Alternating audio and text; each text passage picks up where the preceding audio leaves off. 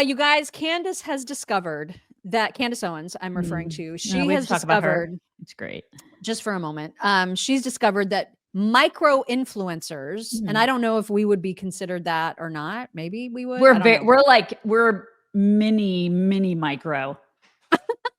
I don't know what makes a micro influencer, but apparently she'd heard rumors and then she offered like a $10,000 reward to anybody who could come up with actual tangible evidence that people were being paid to make videos criticizing her and Tucker. And so she wanted evidence of this. And so she tweeted about it. And she said, incredibly, we received concrete proof that TikTokers and micro influencers were paid between $1,000 and $5,000 to make anti-Candace and anti-Tucker videos last week. They were given a specific suggested script.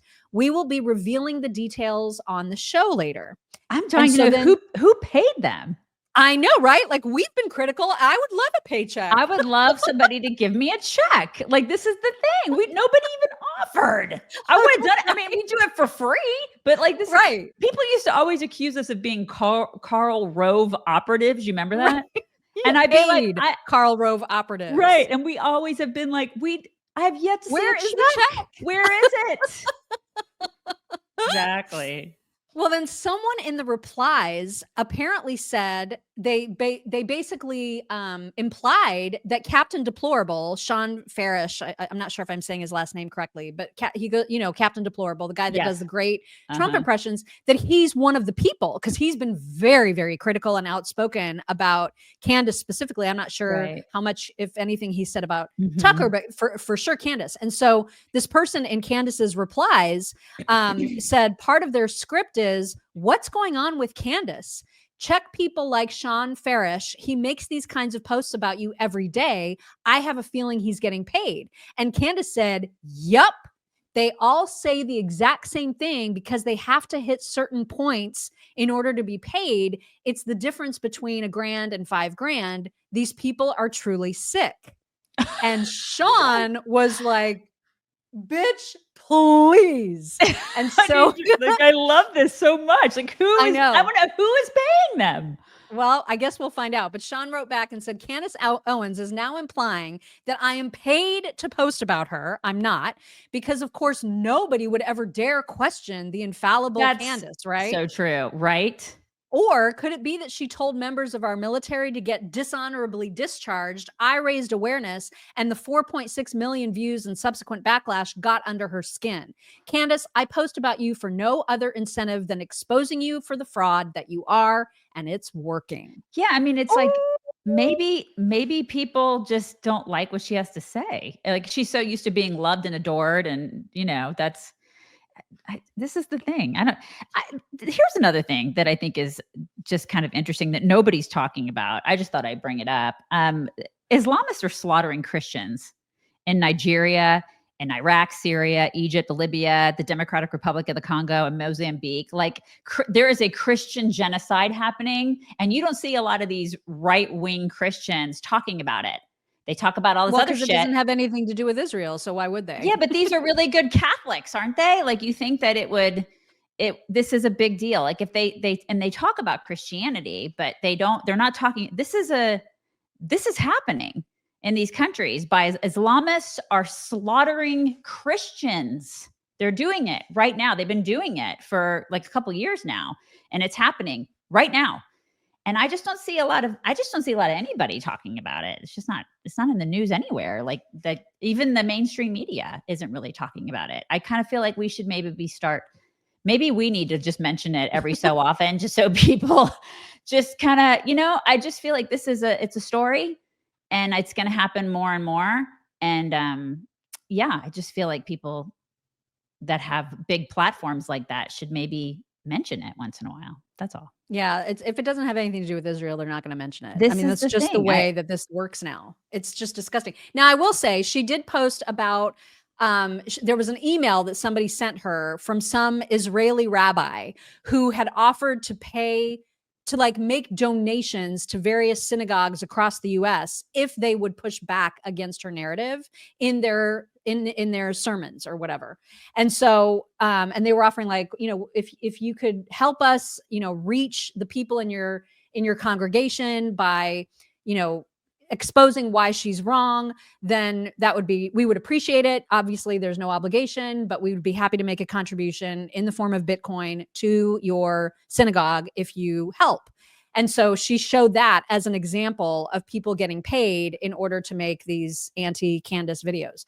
But again, I don't know that there's necessarily anything wrong with rabbis talking to other rabbis saying, "Are you hearing her crazy? We need to push back against her lies. This is important, and like let's get together on this."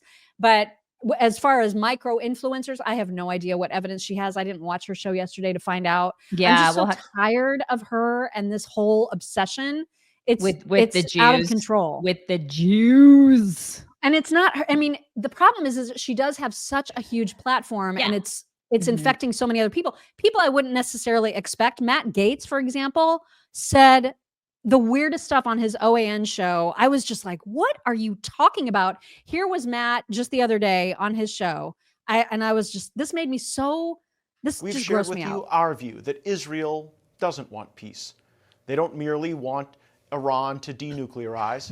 If Trump is right and key nuclear sites have been destroyed, what is Israel still fighting for? Regime change, obviously. We told you that from the beginning. That's what this is all about to Israel. And it isn't regime change for the sake of turning Iran into a long nation-building exercise like Iraq. Israeli elites believe they are better positioned in global markets if places like Dubai, Doha, Abu Dhabi, and Riyadh are smothered in tens of millions of war refugees. They want these rich Muslim markets to look at skies full of missiles, not a future of opportunity. I wonder if he asked his mom if that was okay. If he texted her and said, "Hey, Mom, is this going to be okay with you?" And she was like, "I don't know. Like, we got to think about our image, and that just makes me so mad to suggest that Israel doesn't want peace. The reason that they might be interested in any kind of regime change, particularly in Gaza, is because Hamas won't stop throwing bombs at them. If they would stop, Israel would not be doing anything about Gaza. They would not be, trying to take out Hamas terrorists. They would be doing what they were doing before October 7th, which is just living their lives, hoping to not be attacked every freaking day.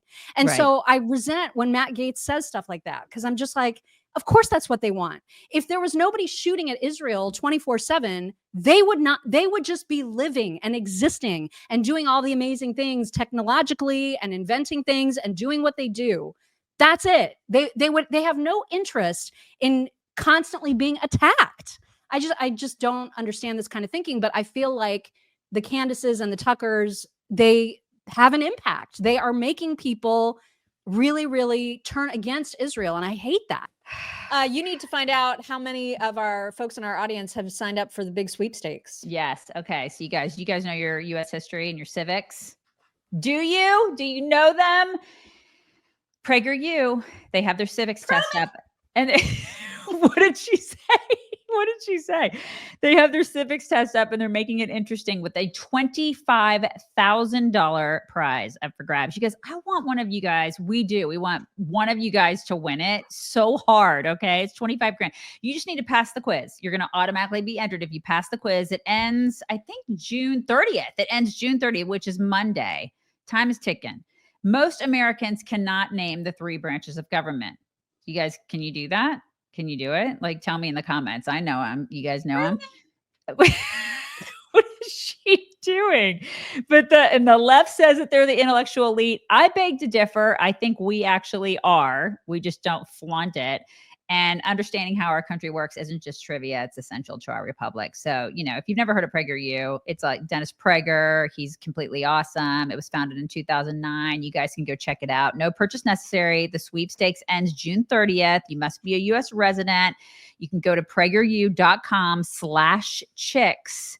Go check it out. Go take the test. You guys win the 25 grand. It has to be one of our people.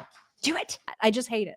Well, I mean, I think in the long run, I am America first all the way. And I feel like in the end game of this is death to Israel, but then death to America. Of course. And so listen, I care about America and my kids. And so that is the end freaking game. And if they can't see the forest through the trees because they're like, I hate the Jews. You know what I mean? It's like, they don't like us. They don't like Christians. So you're a Christian. Catholics are Christian. I don't care what you think about that, but that we all believe in one God and Jesus. So they don't like us.